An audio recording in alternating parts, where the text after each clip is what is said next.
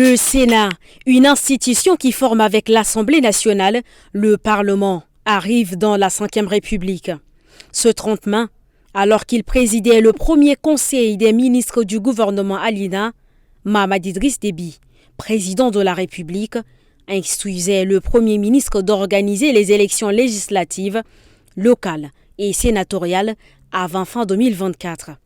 Les sénatoriales, ces dernières ont retenu l'attention de plus d'un qui s'interroge sur leur rôle exact. En tant qu'institution parlementaire, son premier rôle est de voter des lois. Le deuxième rôle du Sénat, comme l'Assemblée nationale, c'est de contrôler l'action gouvernementale. Le troisième rôle du Sénat, c'est d'évaluer les politiques publiques. Le quatrième est de contrôler l'exécution effective des lois.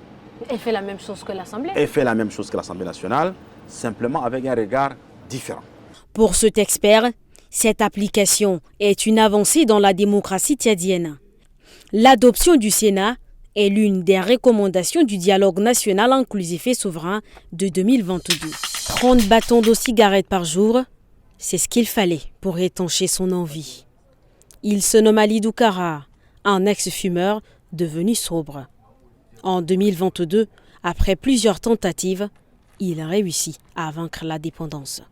Avec le conseil de Croix Bleue, j'ai abandonné la cigarette aujourd'hui il y a 2 ans. Jusqu'à là même, je me sens un peu mieux, mais j'ai des douleurs là, la poitrine toujours. Mais sinon, c'est pas comme avant. Avant, je ne pouvais même pas respirer tranquillement comme ça.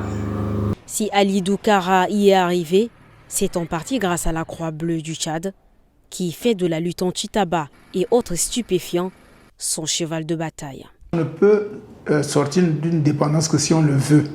Et ce sont les personnes qui veulent justement sortir de cette dépendance-là qu'on peut accompagner. Mais avant d'en arriver là, ils peuvent avoir subi peut-être une campagne de sensibilisation, une information, ils savent les dangers que cela porte, ou bien à travers d'autres pairs qui peuvent apprendre cette nouvelle. Et nous avons au niveau de la Croix-Bleue tchadienne un service de counseling où nous recevons les personnes qui sont addictes aux drogues et qui veulent s'en sortir. Partout dans le monde, les efforts sont menés en cette édition 2024 pour éloigner les plus jeunes de l'influence de l'industrie du tabac. Les mineurs continuent d'acheter et de vendre des produits du tabac sans aucune restriction. Les points de vente de cigarettes sont ouverts partout, sans respect des textes en vigueur. L'ADC saisit cette occasion pour réitérer son indignation par rapport à la réduction de la taxe spécifique sur les produits du tabac, destinée à financer le régime 3 de la Convention de la couverture maladie universelle, qui est passé depuis le 1er janvier 2023 de 100 francs. Arrivé à la tête de la SNE, Société nationale d'électricité en avril, Ben Ali, qui était nommé pour répondre à une urgence, celle de donner de l'électricité à la population à la suite d'un blackout total qui durerait des semaines. Pour y arriver, il fallait remettre sur pied les machines en panne. Lesquelles machines ont besoin des pièces de rechange.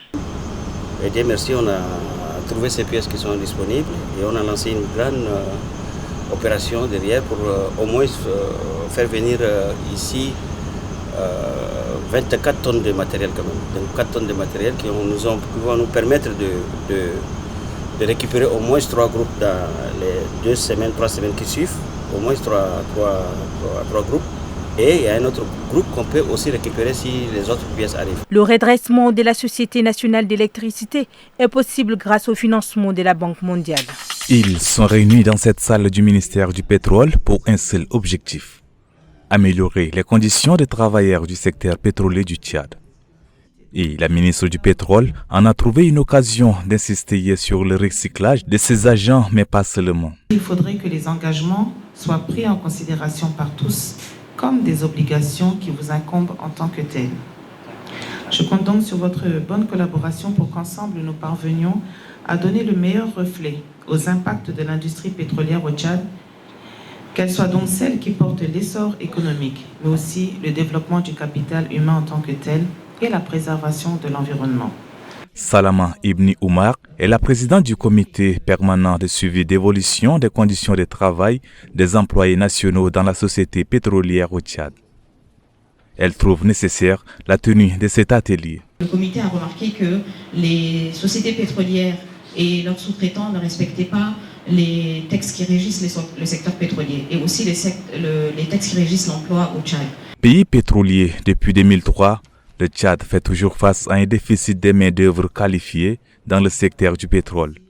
Le ministère du pétrole mise sur cette rencontre pour tenter de changer la donne. Placé sous le thème « L'importance du partenariat pour un gouvernement ouvert pour le Tchad », et cette conférence débat vise à faire connaître les principes d'un gouvernement ouvert qui sont notamment la transparence, la participation citoyenne, la redevabilité, à demander aux citoyens à faire valoir leurs droits et à inciter le Tchad à être membre de l'OGP.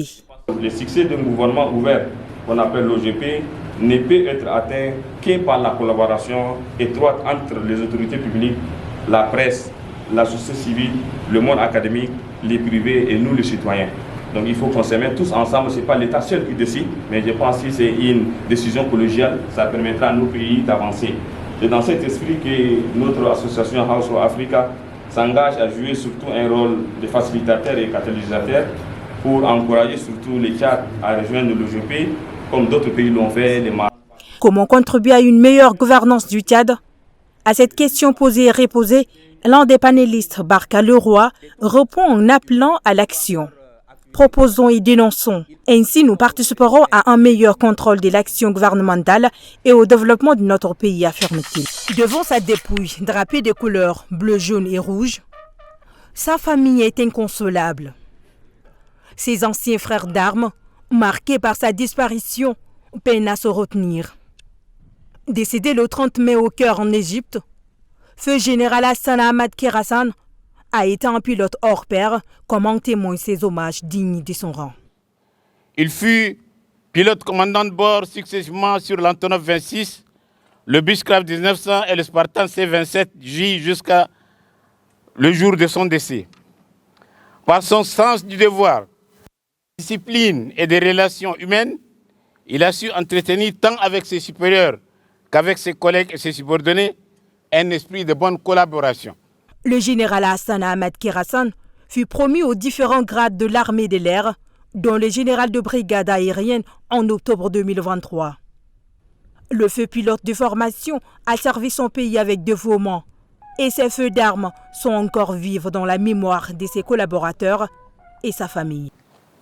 Je tiens à exprimer nos gratitudes et reconnaissance au président de la République, chef de l'État, chef suprême des armées, au chef d'état-major général des armées, au chef d'état-major de l'armée de l'air et tout son staff, pour le soutien multiforme qu'ils n'ont cessé d'apporter à la famille du général tout au long de son hospitalisation, d'abord à l'hôpital de la Renaissance de N'Djamena et ensuite lors de son séjour au Caire en Égypte. C'est au cimetière des Lamadi que le père de 2 enfants a été inhumé.